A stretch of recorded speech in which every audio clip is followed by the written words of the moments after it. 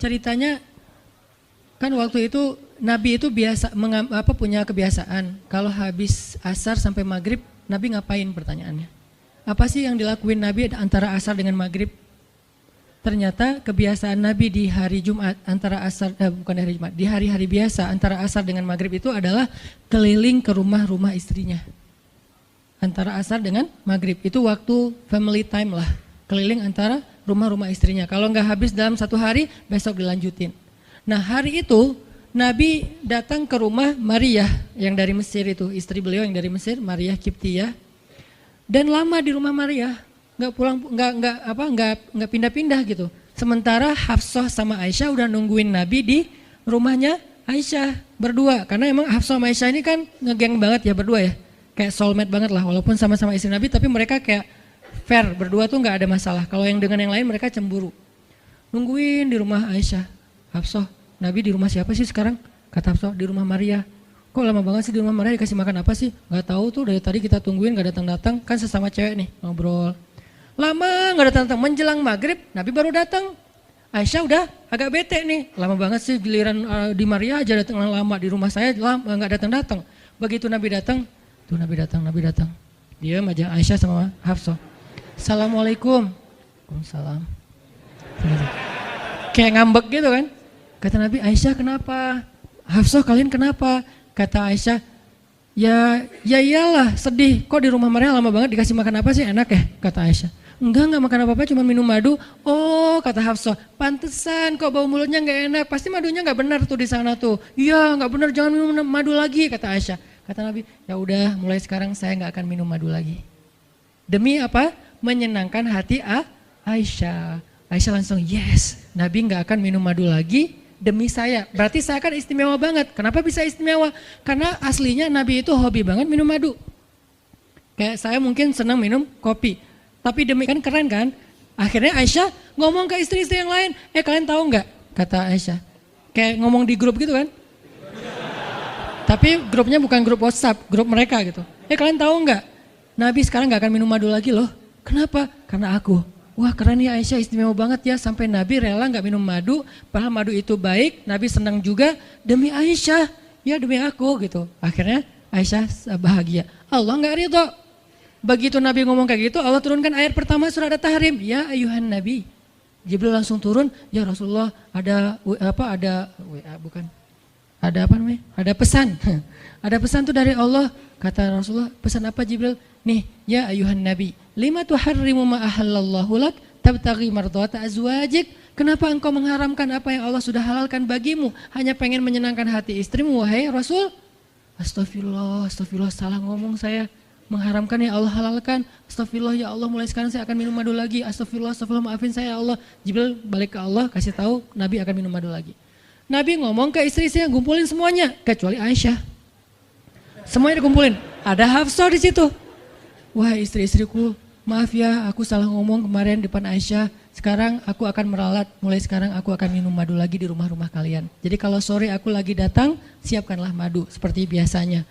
Terus istri-istri Nabi ngerasa, Masya Allah Nabi sekarang minum madu lagi demi kita, gitu kan ya. Kan antara mereka kan saling pengen nunjukin siapa yang paling istimewa kan. Demi kita sekarang Nabi udah minum madu lagi, Nabi sampai meralat kata-katanya. Akhirnya ternyata kalimat itu sama Hafsah disampaikan ke Aisyah. Kalau bahasa sosmed kita di capture, di forward. Kan bahaya banget kan? Disampaikan ke Aisyah. Aisyah tuh lihat Nabi sekarang minum madu lagi loh. Demi siapa coba? Demi kami. Aisyah, innalillah. Jadi Nabi gini. Oke, Hafsah. Panggil nih Hafsah. Dipanggil Hafsah. Kata Nabi, Hafsah, kamu udah membocorkan rahasia saya. Ini menurut sebagian tafsir. Memang ada banyak tafsir sih. Salah satu tafsirnya kayak gitu. Hafsah, kamu udah membocorkan rahasia aku. Dan sekarang istri-istri pada ngambek. Istri yang lain juga ikut ngambek sekarang. Gara-gara Nabi kayak sekali minum madu, sekali gak minum madu. Yang lain pada diam semuanya. Datang ke rumah Ummu Salamah. Assalamualaikum, Ummu Salamah, waalaikumsalam. Tadi kayak aku belum selesai jemuran, dah langsung pergi jemuran. Gak mau ngomong sama Nabi.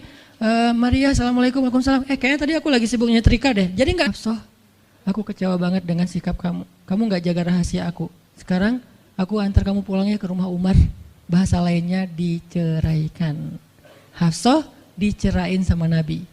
Kerennya Hafsah pas digituin, dia cuma nangis. Dia nggak bilang, ya Rasulullah, Rasul tega nyerahin saya. Tuh saya namanya perempuan kadang-kadang muncul sifat dasarnya mereka cemburu, mereka sedih, mereka baper. Tapi itu Hafsah pulang ke rumah Umar. Assalamualaikum, waalaikumsalam, dibuka sama Umar. Ya Rasulullah, Hafsah langsung masuk ke kamarnya. Ya Rasulullah, anak saya bikin salah apa? Pasti dia nyakitin Rasulullah ya. Maaf ya Rasulullah. Langsung Umar marah-marah. Hafsah, kamu ngapain sama Rasulullah? Hafsah diam aja. Dimarahin habis-habisan sama Umar. Umar tahu sendiri, sayang banget kan sama Nabi. Ketika ada masalah antara Nabi dengan anaknya, pasti yang dimarahin anaknya, bukan Nabi. Nabi pulang, Hafsah diomelin sama Umar. Diam aja, nggak ngomong apa-apa. Diam. Akhirnya Jibril turun. Jibril turun, ya Rasulullah, ada pesan dari Allah. Apa wahai Jibril? Di surat At-Tolak, surat putus. Kan At-Tolak itu artinya diputusin. Bahasa ini pesantrennya dicerai. Turun surat At-Tolak. Kata Jibril, Allah nyuruh kamu raji'ha ya Rasulullah, raji'ha innaha qawwamah sawwamah fa innaha min azwajika fil jannah. Wahai Rasulullah, rujuk Hafsah, rujuk Hafsah. Disuruh rujuk. Allah enggak redha Rasul menceraikan Hafsah. Tahu nggak kenapa Allah begitu membela Hafsah ketika Hafsah ada masalah dengan Rasul? Salah satunya karena Hafsah diam. Harusnya Allah ngebela Rasul, Umar aja ngebela Rasul, sahabat-sahabat ngebela Rasul karena Rasulullah selalu benar. Tapi Allah ngebela Hafsah, kenapa? Karena Hafsah diam, sebegitu ajaibnya diam. Sampai ketika ada seorang perempuan bermasalah dengan kekasih Allah, Allah malah membela perempuan ini, bukan kekasihnya. Raji'ha ya Muhammad, rujuk Hafsah, rujuk Hafsah. Dia itu istrimu di dunia dan di surga. Akhirnya Rasulullah, jadi saya rujuk wahai Umar, ya Hafsah masih nangis di kamarnya. Balik lagi Rasulullah naik onta ke rumah Hafsah, Assalamualaikum, waalaikumsalam. Ya Rasulullah, udah saya marahin tuh. Hafsah, kata Umar, udah nggak apa-apa Rasulullah, udah nggak usah bersedih, udah saya marahin habis-habisan dia tuh. Kata Rasulullah, Umar, aku pengen ngomong sama Hafsah. Ya Rasulullah jangan, biar saya aja ngomong, dia emang nggak bisa ketemu sama Rasul. Ya Umar, aku pengen ketemu sama istriku. Hah, istrimu? Hafsah, itu Rasulullah. Keluar lagi Hafsah, soleha banget, lembut banget, keluar. Ada apa ya Rasul? Hafsah tuh nggak marah-marah. Ada apa ya Rasul? Hafsah, aku pengen ngomong sama kamu. Umar diam bingung. Kata Rasulullah, Hafsah, aku ingin ajak kamu balikan.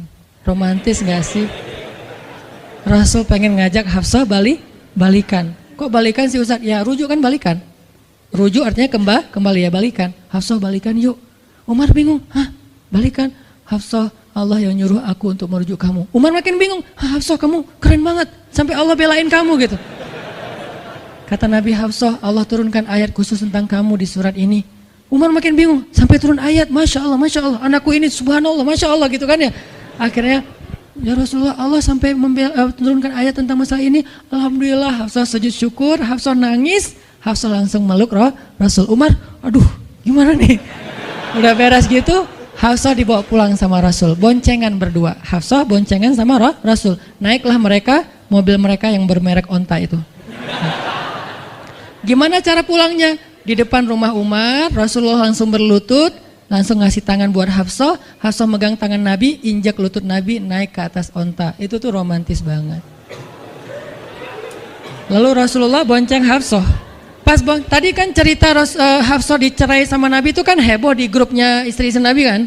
Hafsah dicerai loh, Hafsah dicerai loh. Jangan-jangan kita juga dicerai. Soalnya Nabi udah nggak mau ngomong sama kita. Astagfirullah, astagfirullah. Jadi grup Nabi, istri-istri Nabi itu pada khawatir kalau mereka juga sama nasibnya dengan Hafsah, pada bingung.